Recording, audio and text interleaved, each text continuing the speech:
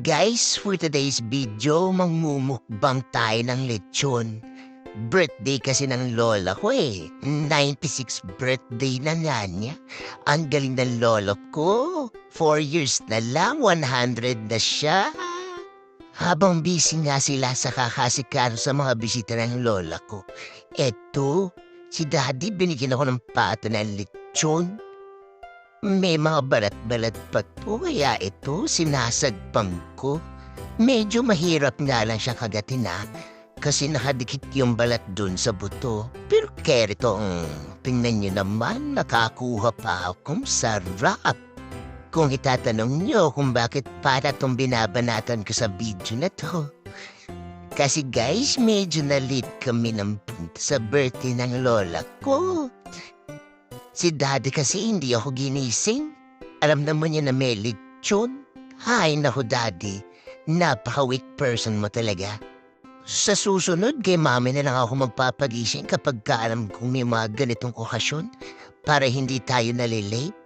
Pero bakit parang nakatingin na sa atin yung mga bisita ng lola ko? Siguro nakakitan sila sa akin o baka namamangha sila sa pagkain ko ng lechon. Huwag niyo po akong intindihin. Kayang-kaya ko po to. Professional to pagdating sa pagkain ng lechon. Kasi bata pa lang ako, kumakain na ako nito. O, tingnan niyo tong childhood picture ko para maniwala kayo. O, di ba may pruweba ako? Pero habang kumakain nga tayo, may lumapit na isang follower natin.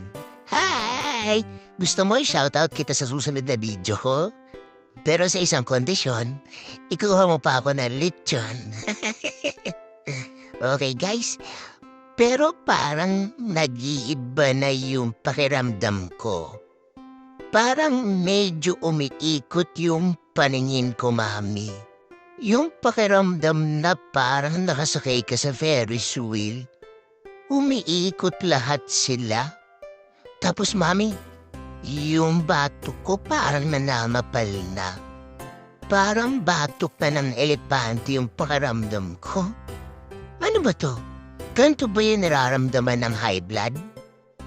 Pakiramdam ko parang tumataas na kasi yung blood pressure ko.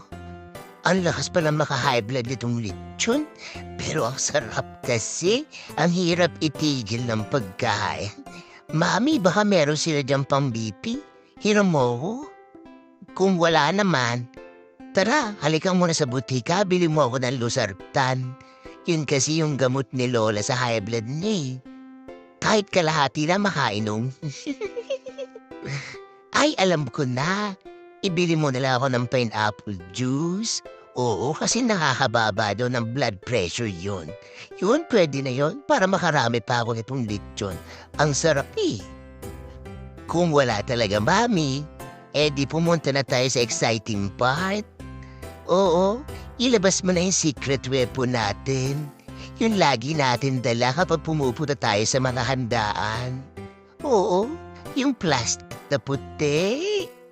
Basta yung dating gawi Isimple mo lang sa akin yung plastic na puti natin, mami. Pupuluin ko yan ang handa ni Lola. Kukuha lang ako ng timing, ang dami pa kasi nakatingin sa atin. O sige na guys. Dahil magkasyaron na kami ni Daddy, hindi ko na mabibidyohan yun Nakakahiya naman ba kasi magkaroon kayo ng ebidensya. Sabihin nyo, ako si Sharon Cuneta. Basta huwag niyong kalilimutan i-share tong video na to. Malay nyo, magparitson tayo someday sa mga followers natin. O diba, bongga? O siya, sige. Salamat sa pananood.